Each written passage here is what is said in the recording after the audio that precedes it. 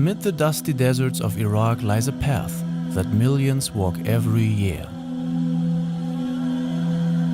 A path that goes beyond mere steps and miles. You have to see this on your own. There are millions of people walking like a never-ending stream of love, the stream of hope. You cannot find words for this. The pilgrimage to Imam Hussein, peace be upon him, has never ceased. لم تقطع أبداً. It is a journey of the heart, a pilgrimage of the soul, that brings believers from across the world to Karbala. But why do people embark on this challenging journey, facing heat and pain? The answer lies in the unwavering love for a man who sacrificed everything over 1300 years ago. Imam Hussein. There is this heat in the hearts of believers for Hussein that never cools. We follow in the footsteps of the pilgrims to Arbaeen, the largest annual gathering in the world. We prepare, for example, 450,000 meals over 10 days.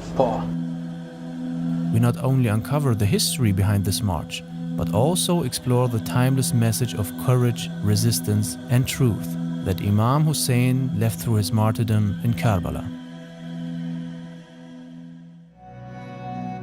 In the year 680 AD, a series of pivotal events unfolded, leading to one of the most heart-wrenching chapters in Islamic history. Imam Hussein, the grandson of the Holy Prophet Muhammad, stood in defiance of Yazid, the newly declared ruler of the Umayyad dynasty, who sought his allegiance to legitimize a reign marked by corruption and oppression. Enraged by Imam Hussein's refusal to submit, Yazid demanded either his pledge of loyalty or his death. Meanwhile, Imam Hussein received countless letters from the people of Kufa, pleading for his leadership to liberate them from Yazid's oppressive rule and to restore justice. To verify the sincerity of these invitations, he sent his cousin Muslim bin Aqil to Kufa. Muslim arrived to find initial support, with thousands pledging their loyalty to Hussein's cause. After receiving this good news, Imam Hussein and his family and a small group of companions marched peacefully toward Kufa. However, Yazid's governor in Kufa, Ibn Ziyad, quickly moved to crush the uprising of Muslim. Through intimidation and violence, the people of Kufa abandoned Muslim, leaving him isolated. Betrayed and alone, Muslim bin Aqil was captured and executed. Imam Hussein and his small group were intercepted and forced to halt on the barren plains of Karbala. Surrounded by Yazid's vast army, they were cut off from water and endured a relentless siege for days, marking the beginning of the final, heartbreaking chapter in the journey. So guys, that's the first day of walking from Najaf to the holy city of Karbala, or I should say the first night of walking, because at night it's just 35 degrees Celsius, and let's see how this journey will go on. The Arbaeen walk is the largest annual pilgrimage in the world, where over 20 million people from around the globe travel on foot to the holy city of Karbala in Iraq. The journey typically begins from the city of Najaf, where Imam Ali, the father of Imam Hussein, is buried. The pilgrims pay their respects to him and walk the roughly 80-kilometer route to Karbala, the site of Imam Hussein's shrine.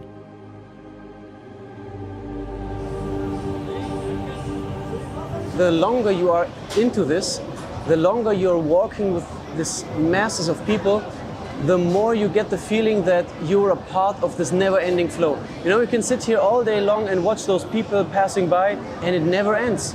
There are thousands of people coming and walking. There's nothing like this in the world, you know?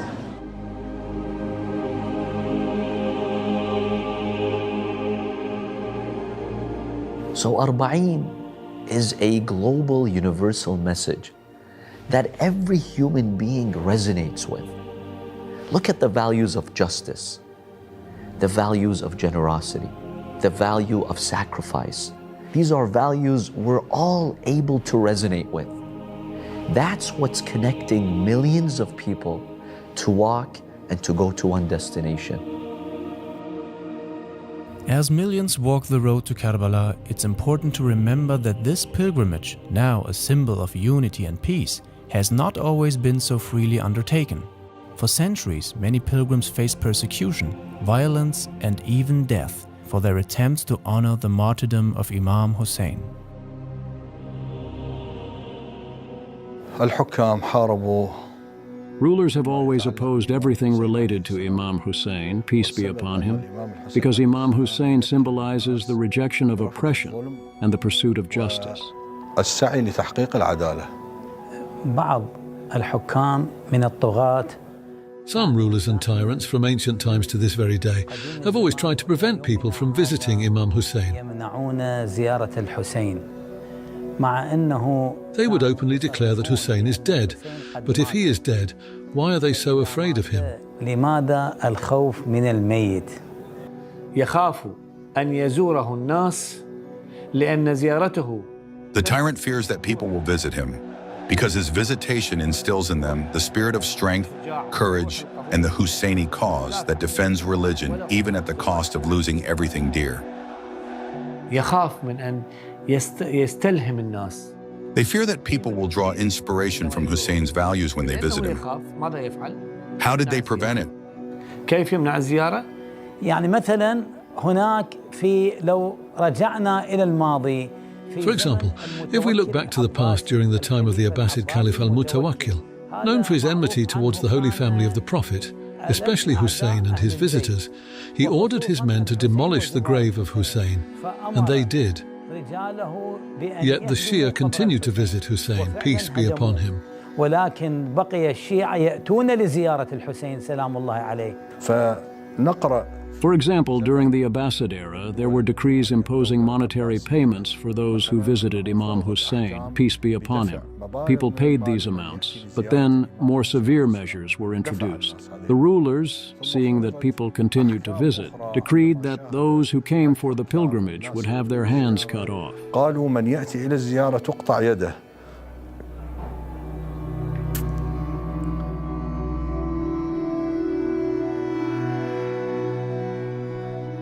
But still, they did not stop. The believers would even present their hands to be cut off so they could visit Imam Hussein. I say that these rulers not only believe that Hussein is alive, but that he is the one who grants life to the dead. That is why they fear the visitors of Hussein.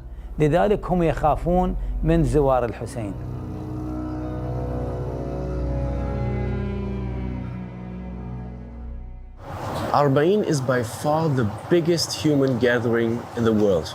And you have to imagine all these people, the millions upon millions of people have to sleep somewhere. They have to rest, they have to wash themselves, eat, drink. And all this happens only by the help of these mokibs. This one is a mokib as well. I'm sitting right here. The front part, which is directed to the walkway, is the part which is serving the people passing by. They're making food, they give massages, and the back part of these mokibs are the places where I am in right now. These are places where the people sleep, where you have the toilets, the bathrooms, and all the kitchen work is happening. This is at the back part of these mokibs.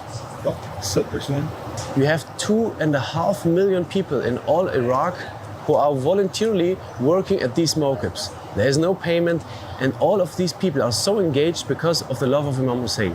شاورما دجاج بس دجاج وصمون حار وعندنا صوصج وعندنا صوصج وصمون حار وطماطم وبصيله وعنبه وصاص وكاتشب ومايونيز ومخلل الثوم. You know, because for these people, the greatest honor is to serve a pilgrim of Imam Hussein.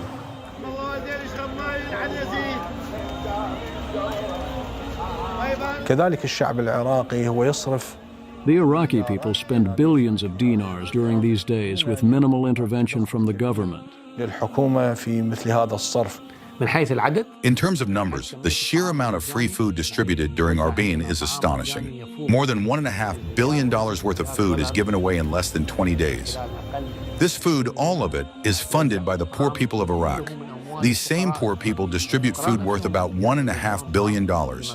If we include the services provided, the total value could reach $2 billion. Despite Iraq's limited infrastructure and logistical challenges, every need of the Arbaeen pilgrims is carefully considered. Along the route there are dedicated stations for washing clothes, repairing shoes and even fixing cell phones. During these few days, these services along with food and shelter are provided entirely free of charge, so that the pilgrims don't need to spend even a single dollar or dinar, ensuring the focus remains on the spiritual journey. عشق به امام حسین عشق به امام حسین که بیایم اینجا به ذوقار امام حسین خدمت ما خودمون مدیون امام حسین که بیایم کاری که از دستمون برمیاد در دستگاه امام حسین خدمت کنیم به ذوقار. کلا این یه هفته‌ای که اینجا هستیم از لحاظ روحی، از لحاظ معنوی انگار ارضا میشیم از تمام روحمون. همه نمیتونم مثلا اون احساسی که دارم رو بیان بکنم. یه حال هوای جدیدی رو داریم ما هر سال نسبت به سال قبل تجربه میکنیم. 10 روز اومدیم موکب داریم با پاکستانی ها کار میکنیم. یعنی پاکستانی و عرب و افغانی و اینا همه با هم هستیم. هیچ فرق نمیکنه. علم امام حسین همه یکیه، فرق نمیکنه. حب الحسین یجمعون، همشون حب حسین، عاشق حسین، پرچم امام حسین همشون یکیه، علم امام حسین همیشه.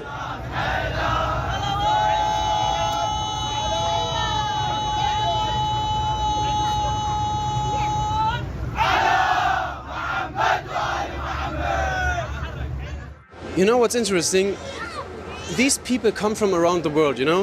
They come from the west, from the east, and they are all united in the love for Imam Hussein. And as soon as they are here, all become one, you know? There are no differences anymore. There is no rich and poor. There is no, you come from this country or this country. Everyone is the same. And this is one of the miracles of Imam Hussein, that everyone is united, no matter where we come from. You find all types of backgrounds among the companions of Imam Hussein. For instance, you have Wahab al-Kalbi. He came from a Christian background. John, the servant of Abu Dhar, he came from a Christian background. You'll find the young and the old, men and women. You'll find children. You'll find Arabs, non-Arabs. You'll even find some people who were the enemies of the Ahlul Bayt because they were ignorant.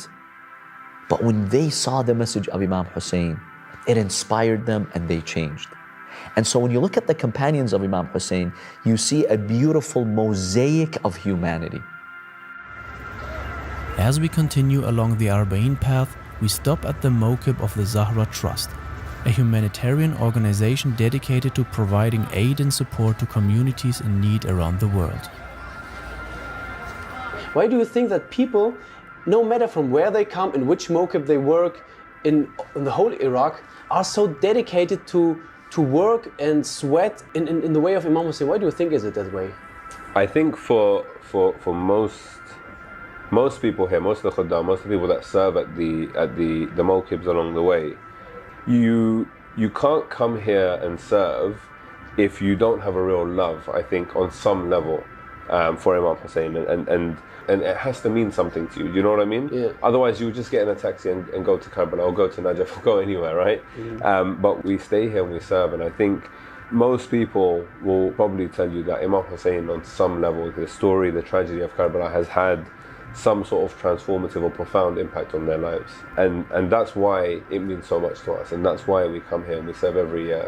And it's an honor and a blessing for us. As soon as it finishes, as soon as Arbaeen finishes, as difficult as the days are, you just wait for next year. Like, you can't wait. You just want to be back. It's such an overwhelming mix of things that, like, I can't even tell you why I was crying. I can't put it into words, but there's so much.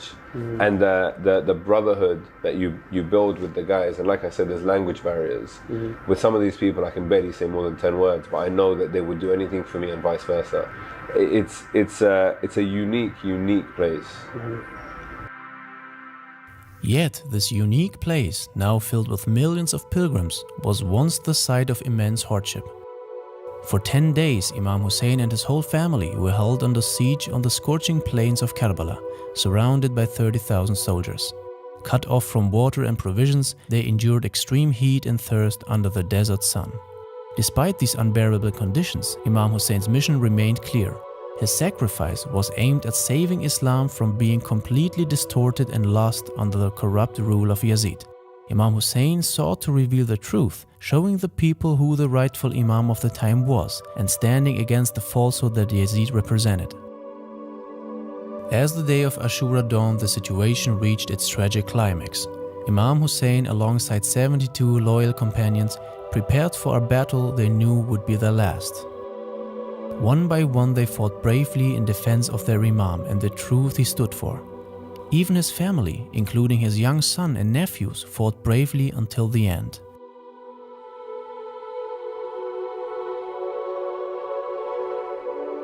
In a heartbreaking moment, Imam Hussein's infant son was killed by an arrow to the neck, while Hussein pleaded for water for his thirsty child.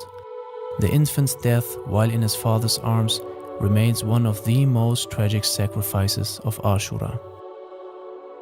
Imam Hussein made his final stand with unwavering courage, facing the overwhelming army with nothing but faith and determination. Through his ultimate sacrifice, Imam Hussein illuminates the path, ensuring that the legacy of Islam would endure, and that the people would understand who the divinely appointed leader truly was. His stand against Yazid was not just a battle, but a message to all times, a defense of the integrity of the faith. One of the main reasons why Imam Hussein did this huge sacrifice was to show the people of his time who the Imam of the time was. Because the people at that time were very confused whether Yazid or Imam Hussein is the righteous ruler. And through this sacrifice, Imam Hussein separated truth from falsehood. And this is one of the reasons we are walking this way as well, to show our respect to Imam Mahdi, to the Imam of our time. هر کی دوست داره جز اصحاب مهدی علیه السلام باشه منتظر باشه. منتظر یعنی همون خودشو بسازه، خودشو آماده بکنه، زمینه رو آماده بکنه. اگه همه این چند میلیونی که میرن واقعا اون جوری که برای خودشون دعا میکنن و زجه میزنن، اون حال مضطری که برای گرفتاریای خودشون دارن، اگه برای مضطر واقعی عالم بخوان، این حتما فرج اتفاق میفته. ما اول همه دعاهامون عجل ولیک الفرج. شاید اینو تو هر دعایی که میخوام بکنم 3 بار اول اینو میگم، بعد دعاهای دیگه‌مو میخوام. راه نجاتمون فقط فرج مولامونه. این انشالله همه بخوان، همه واقعا از ته دل بخوان. این اون مضطری که پشت در اتاق عمل وایساده، پشت در آی سی او وایساده، چجور حالش چجوریه برای شفای مریضش؟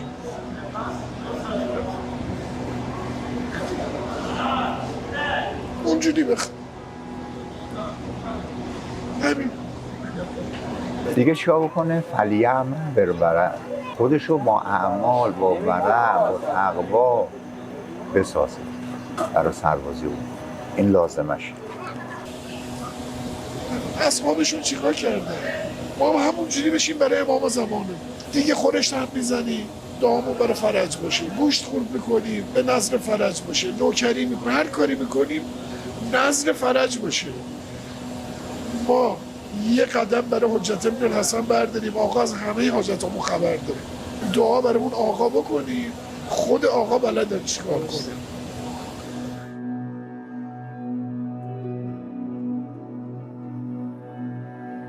When you study the tragedy of Karbala, you find that Imam Hussein alayhi salam wanted companions who were honest and willing to sacrifice and know who the Imam of their time was.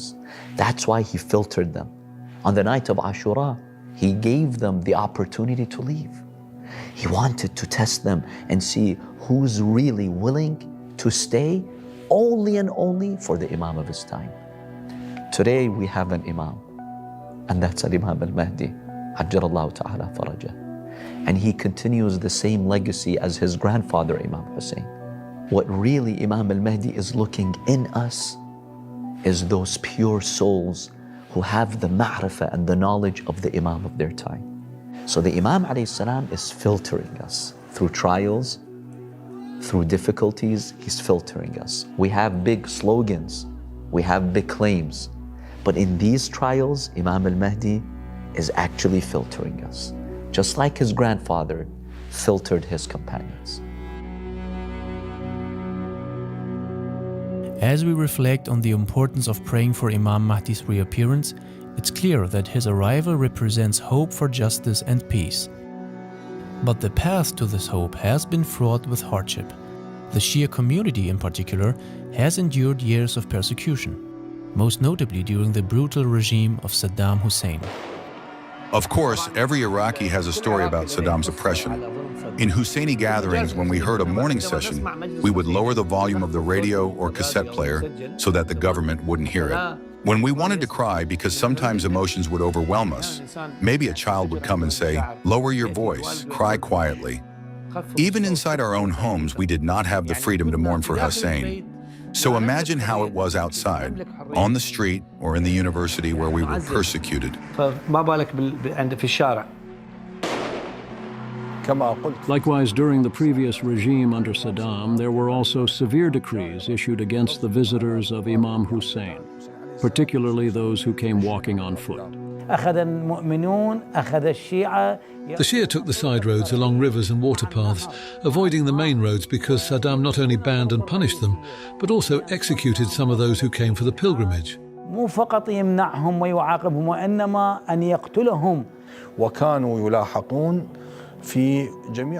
The regime pursued them along all roads and gardens from which they traveled. However, people cooperated with the visitors, guiding them, providing food, and offering shelter to help them reach the shrine of Imam Hussein.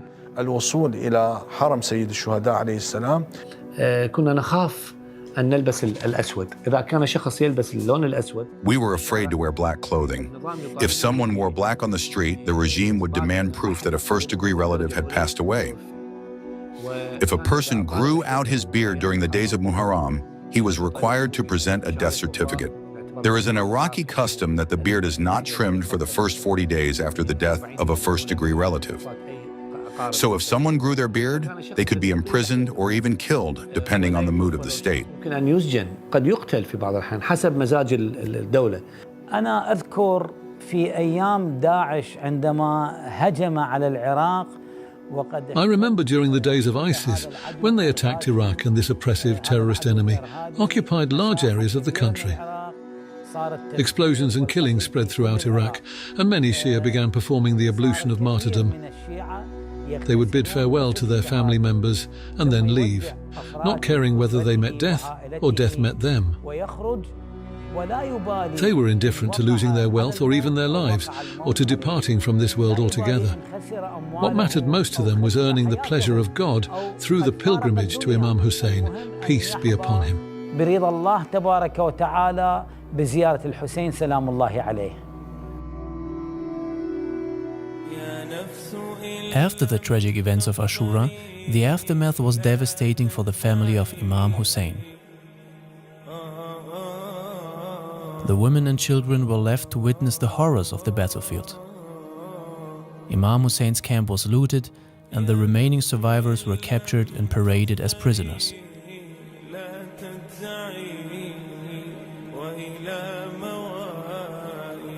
But the brutality did not end there. The captives, including Imam Hussein's sister Zainab and his son Imam Zainul Abidin, were forced to endure a long and humiliating journey. They were taken from Karbala to Kufa, where they stood before the governor Ibn Ziyad, who showed them no mercy.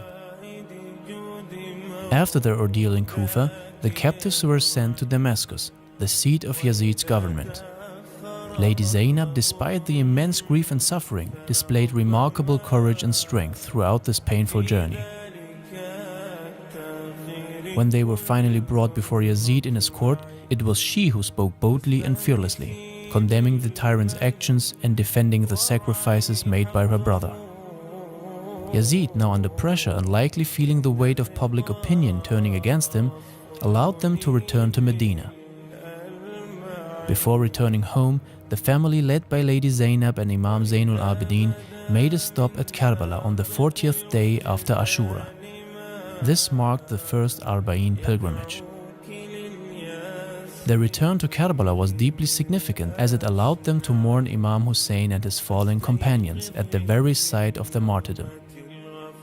This event, known as Arbaeen, became a moment of great sorrow, but also of defiance and remembrance, honoring the sacrifices made on the day of Ashura.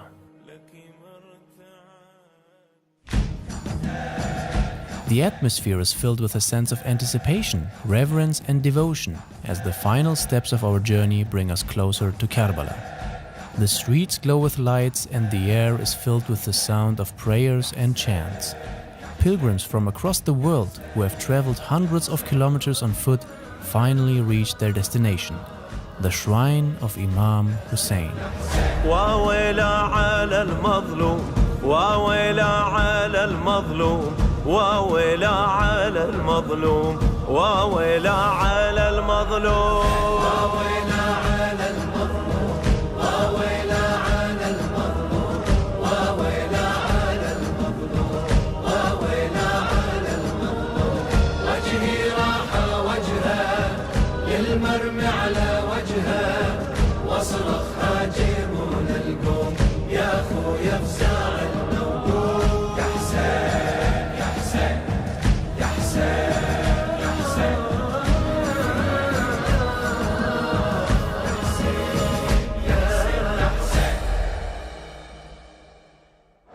So it's finally done. After 4 days of walking and sweat and heat, we finally reached the holy shrine of Imam Hussein.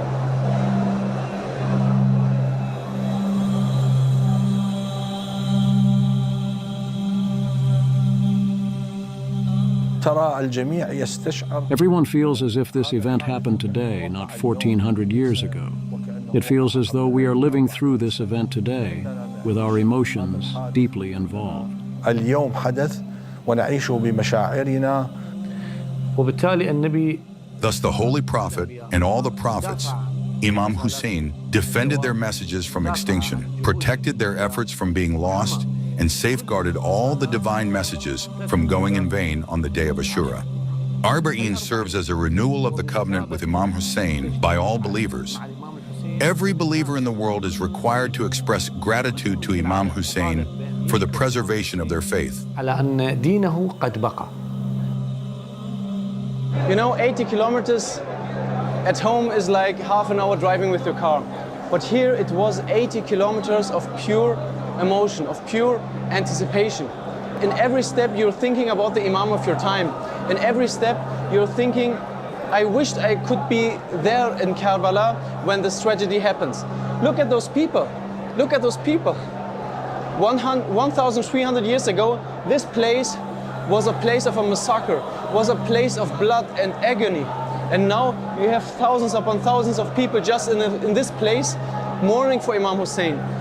And you think of those tyrant rulers back then. Where are they now? Where are those rulers who tried to stop those loving people to come to Karbala? Now you can see they can do this. And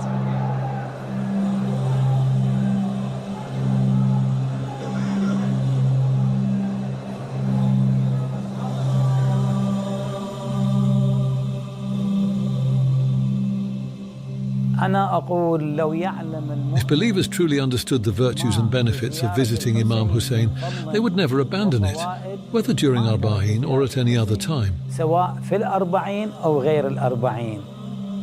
We are seeing so many global challenges, so many innocent people being massacred.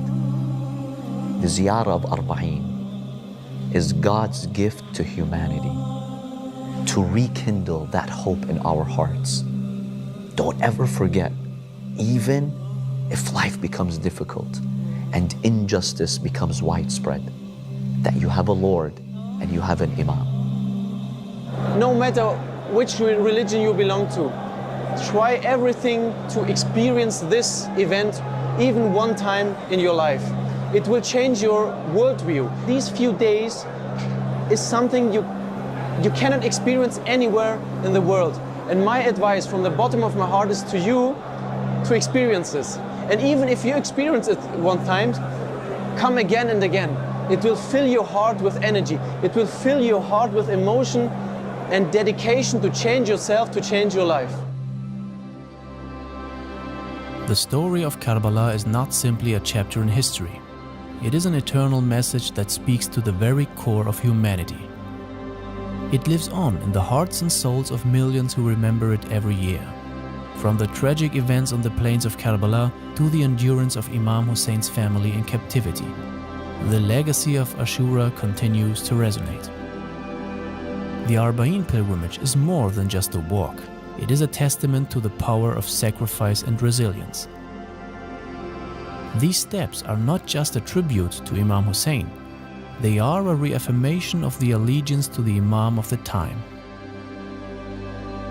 It is a story of ultimate sacrifice, one that has touched the hearts of believers for over 1300 years and will continue to do so for centuries to come.